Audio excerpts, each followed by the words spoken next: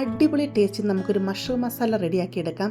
ചപ്പാത്തി, പൂരി, പൊറോട്ട, ചോറ്, ഫ്രൈഡ് റൈസോട് അടിപൊളി ടേസ്റ്റായിട്ടോ. ഇതൊരു പ്രാവശ്യം ഉണ്ടാക്കി പിന്നെയും ഉണ്ടാക്കും. അതിനുവേണ്ടി 250 ഗ്രാം മഷ്റൂം ഞാൻ ഇവിടെ എടുത്തിട്ടുണ്ട്. വലിയ മഷ്റൂമാണ്. ഇതുപോലെ 4ആയിട്ട് കട്ട് ചെയ്യുക, ചെറുതാണ് 2ആയിട്ട് കട്ട് ചെയ്ത് കൊടുക്കുക. അങ്ങനെ മഷ്റൂം എല്ലാം ഇവിടെ നമുക്ക് കട്ട് ചെയ്തുകൊണ്ട് വരാം. ഇവിടെ ഞാൻ 2 വലിയ സവാള ഇതുപോലെ അരിഞ്ഞെടുത്തിട്ടുണ്ട്. 6 അല്ലി വെളുത്തുള്ളിയും ചെറിയൊരു കഷ്ണം ഇഞ്ചി ചതച്ചെടുത്തിട്ടുണ്ട്. 2 പച്ചമുളകും അരിഞ്ഞെടുത്തിട്ടുണ്ട്. ഒരു കുക്കർ ഞാൻ ചൂടാക്കാനായിട്ട് അടുപ്പത്ത് വെച്ച് കൊടുത്തിട്ടുണ്ട്. ഇതിലോട്ട് 2 ടേബിൾ സ്പൂൺ വെളിച്ചെണ്ണ ഒഴിച്ച് കൊടുക്കുക.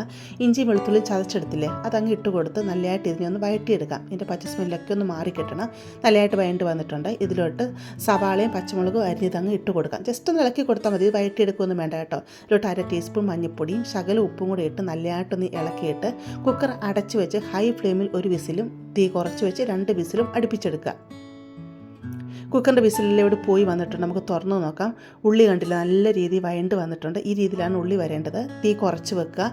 ഇതിലോട്ട് 1.5 ടീസ്പൂൺ കാശ്മീരി ചില്ലി പൗഡറും 1 ടീസ്പൂൺ മല്ലിപ്പൊടിയും കൂടി ഇട്ട് കൊടുത്ത് നല്ലതായിട്ട് ഇതിനെ അങ്ങ് ഇളക്കിയെടുക്കണം. ഇതിൻ്റെ പച്ച സ്മെല്ല് നല്ല രീതിയിൽ മാറിക്കിട്ടണം. ആ രീതി വേണം ഇളക്കിയെടുക്കാനായിട്ട്. ഇതിലോട്ട് 1 ടീസ്പൂൺ കസ്തൂരിമെത്തി കയ്യിലോട്ട് എടുക്കുക. എന്നിട്ട് നല്ലതായിട്ട് തന്നെ ഞെരടി എടുക്കുക.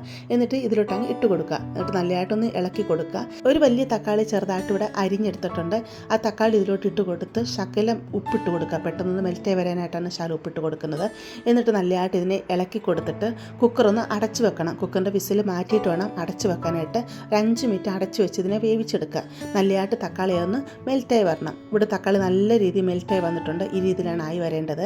ഇതിലോട്ട് 1/2 ടീസ്പൂൺ ഗരം മസാലയും കൂടി ഇതിലോട്ട് അങ്ങ് ഇട്ട് കൊടുത്ത് നല്ലതായിട്ടൊന്ന് ഇളക്കി കൊടുക്കുക. എന്നിട്ട് നമ്മൾ മുറിച്ച് വെച്ചിരിക്കുന്ന മഷ്റൂം ഉണ്ടല്ലോ, അതും കൂടി ഇതിലോട്ട് അങ്ങ് ഇട്ട് കൊടുക്കുക. എന്നിട്ട് നല്ലതായിട്ട് ഇത് ഇളക്കി മിക്സ് ചെയ്യുക. എന്നിട്ട് മുമ്പ് പറഞ്ഞ പോലെ വിസിൽ മാറ്റിയിട്ടുള്ള കുക്കറിൻ്റെ അടപ്പ് അടച്ച് വെച്ചിട്ട് ഒരു 5 തൊട്ട് 10 മിനിറ്റ് വരെ തീ കുറച്ച് വെച്ചിട്ട് ഇതിൽ നിന്ന് വേവിച്ചെടുക്കണം.